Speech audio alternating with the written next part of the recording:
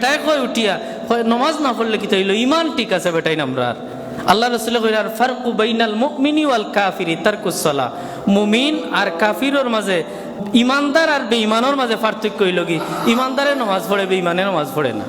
তা আল্লাহ রসুলে ফরমাইলা তুমি বেঈমান, তোমার যে ইমান ঠিক আছে এটা প্রমাণ কিতা বলে প্রমাণ হইল কি আমি নামাজ পড়িয়া। আল্লাহ রসুলে ফরমাইন কোনো মানুষে ইমানের সাক্ষী তোমরা যদি দিতে চাও তাহলে যদি দেখো বেটা মসজিদ আনাগুনা তার আছে তাহলে তোমরা সাক্ষী দিলাইও ই মানুষ বালা, এই মানুষ ইমানদার।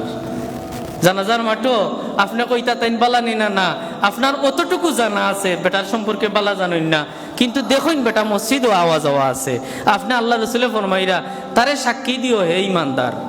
এখন বেটারে জিকাইবা মা সালাকাকুম ফি সাকার, দুজখ কিতাল লাগি আইলাই উঠিয়া কইব লাম নাকু মিনাল মুসাল্লিন, ও ভাই আমি মুসল্লি আসলাম না, নমাজ পড়তাম না রে বা দুনিয়া তো তার লাগিয়া।